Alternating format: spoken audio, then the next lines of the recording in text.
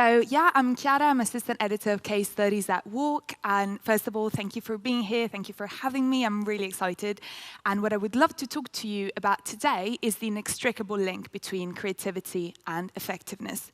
Why? Because at WARC, we are the leading authority on advertising effectiveness. Our aim is to help marketers achieve greater impact with their advertising. At the same time, we know today it's harder than ever to be effective. So globally last year, of the $60 billion that FMCG brands invested in digital advertising, $35 billion went to waste. They were ineffective. And if we look at the UK, the issue does not get much better, really. More than 600 million devices use ad blocking, and 84% of consumers don't trust advertisers. To put that into perspective, politicians get more trust. And just to remind you, we're talking about Britain, so this is British politicians, which I think makes it that much worse. But if there is one thing, one weapon we have in our arsenal to drive effectiveness, it's creativity. Numerous studies have proved it. And what's more, research from Data to Decision shows that actually, after brand and market size, creativity is the single biggest determinant of advertising profitability, far bigger than any other factor that marketers can control. And if there is one award recognizing the power of creativity in driving effectiveness, it's the Cannes Creative Effectiveness Alliance. And every year, WARC writes a report around the creative effectiveness winners. So back in June this year, a team of us from WARC went to Cannes, and we interviewed all the judges fresh out the jury room. We read the winning entries, analyzed the data, and put together our yearly report. This year, our report centered around 3 themes, and it's precisely these 3 themes that I would like to present to you today as lessons through the campaigns that best show them in action on how to be both more creative and more effective.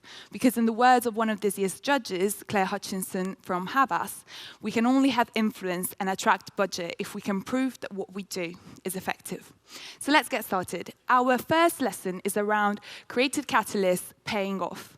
Now, what do we mean by creative catalysts? These are short bursts of creativity that sit alongside a brand's more everyday communication. They tend to generate a lot of PR and a lot of social media engagement, which is why they are the perfect fuel for fame campaigns.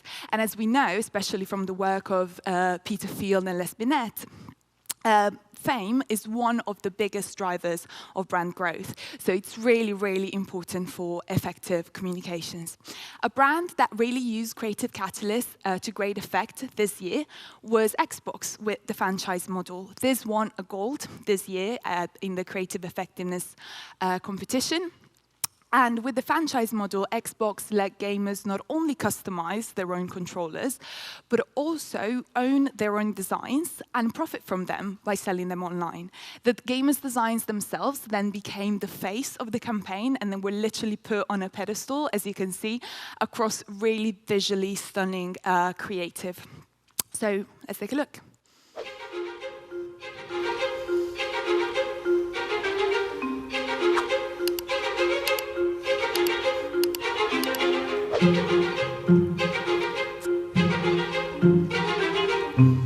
Customization is optional. It's always a premium. It comes at a price. Yeah.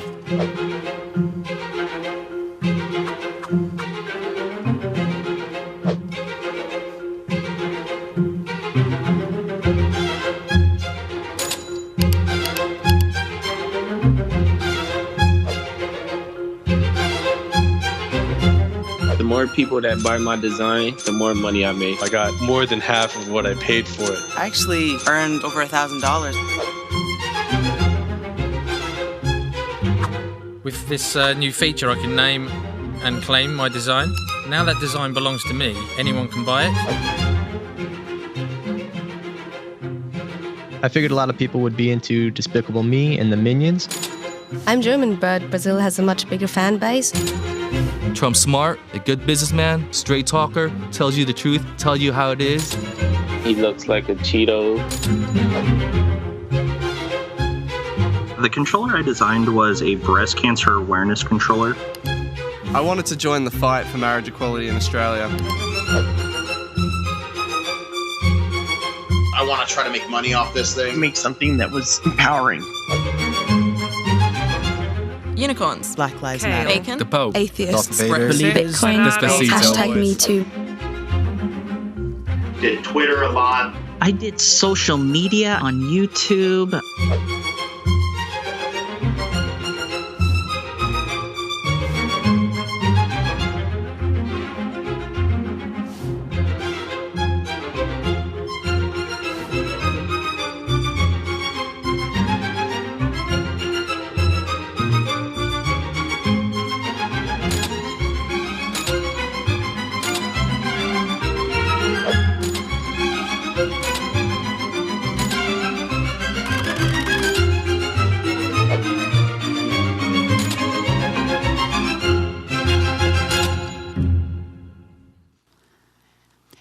Now, some advertising experts advise caution using creative catalysts, fearing they are too focused and can only really deliver on short-term results rather than long-term ones. For example, Peter Field thinks that a more productive use of creativity for long-term growth is to use creative firepower week in, week out. But I would like to challenge this idea that creative catalysts can only deliver short-term results. So if we look at this campaign, I'm sure most of you are familiar with this. It was shortlisted this year in Cannes, and it was from when KFC, due to problems with a new distributor, ran out of chicken.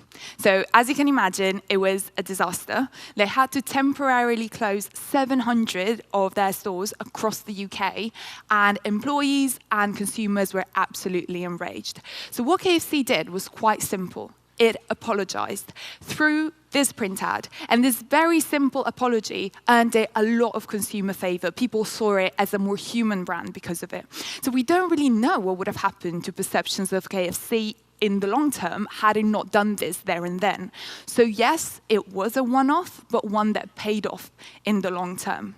So while there might be debate on how heavily marketers should rely on creative catalysts, I think there is no doubt about the impact they can have when used mindfully. And one need only look at Xbox's results again to be reminded of that. These are absolutely wonderful results. And what's really interesting about these is that you'll notice the top two are not results for Xbox, but for the gamers. And this is one of the reasons why Xbox was so successful, is that it really engaged gamers to great effect. And this takes us nicely to our next lesson, which is around participation. So brands are using PR and social media to underpin a variety of participation strategies. 50% of this year's shortlist cited participation as a creative strategy. We've seen many ways of using participatory components, but I want to share one in particular with you. And it's this year's Grand Prix winner, Carrefour's Black Supermarket. Now, with this campaign, Carrefour was fighting for the rights of French farmers who were being forbidden from cultivating 2 million varieties of fruit and vegetables by a European law. Now, this law was essentially just put in place to protect the interests of the agrochemical industry, only allowing seeds that had been patented by it to be cultivated. Now, it's quite a complex case study, and I'll show you the video in a second, but just for you to bear in mind, the participation element came in two ways. On one hand, Carrefour engaged the farmers, who became the face of the campaign, and on the other, it engaged consumers by letting them sample the illegal products in store through pop-ups, and by encouraging them to sign a petition online to change the law. Let's take a look.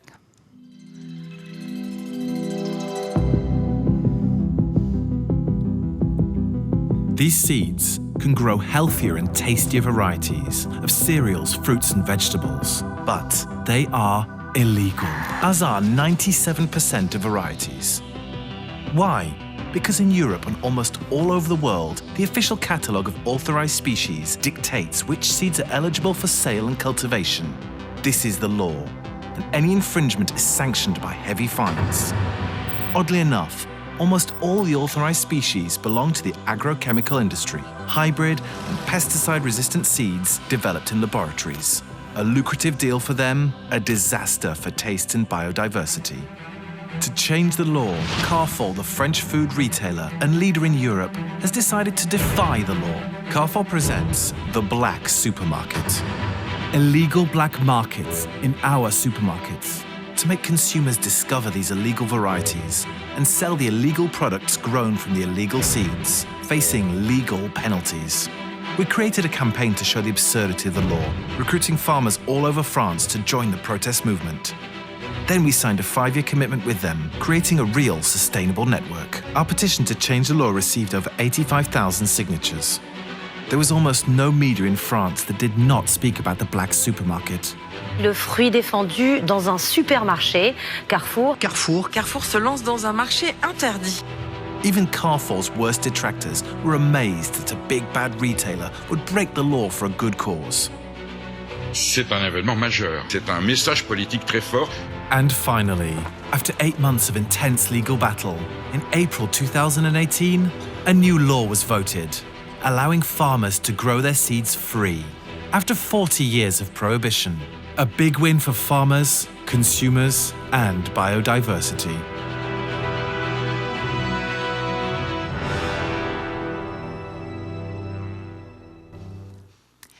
Now, I would like to share an insight behind this campaign that can really explain how Carrefour managed to get consumers behind its cause. Because as you've seen in the video, Carrefour had a perception problem. It was seen as this big, bad, ruthless retailer. So it would have been hard for it to convince consumers to do anything, basically. They saw it as not having their best interest in mind.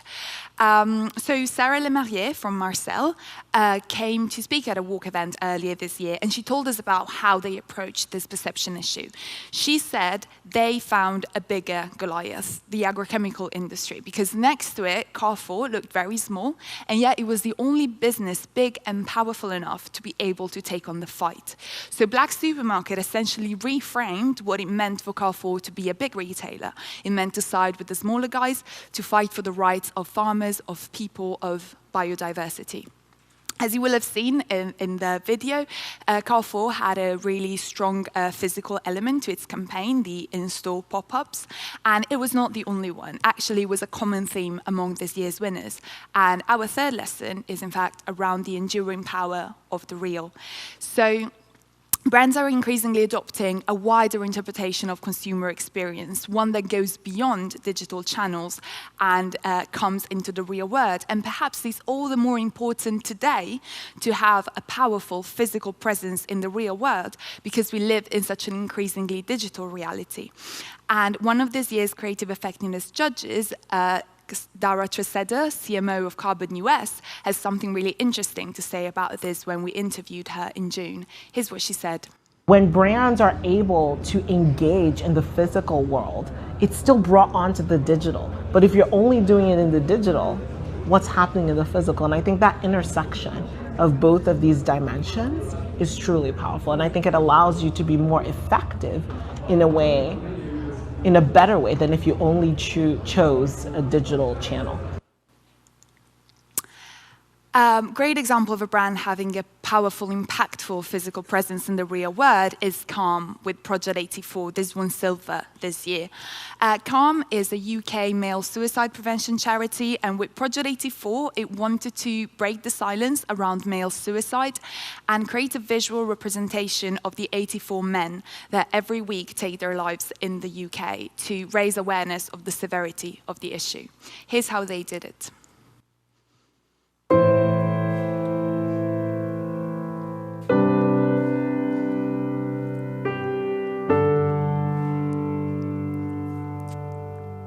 Welcome to your Monday edition of This Morning. Now, as you can see, we're starting the show outside today, and that's because of a very special reason. Every single week in Britain, 84 men take their own lives. Those numbers can sometimes be hard to visualize. Well, that's why today we're unveiling 84 life-size sculptures, each representing a real man who has taken his own life, in the hope that it will stop people in their tracks and get them talking.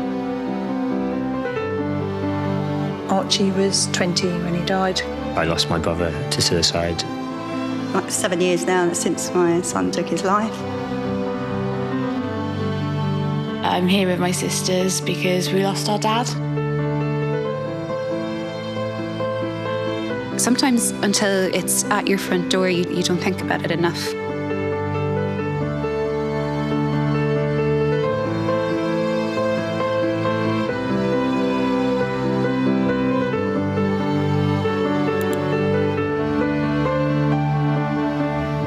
Passers-by in central London on Monday got a strange sight.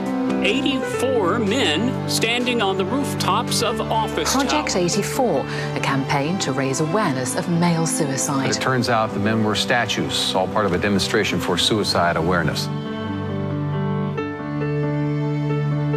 It's incredibly powerful. Stopped me dead in my tracks. Such a statement, and everybody's talking about male suicide now. Project 84 campaign highlights the horrifying figure that male suicide is the biggest killer of men under 45. There is no question Project 84 has stolen the show and the week. I mean, I've never seen anything like, for all the years we've been here at the tower, to see those statues on top of the building, everybody stopping and just looking up and taking a moment.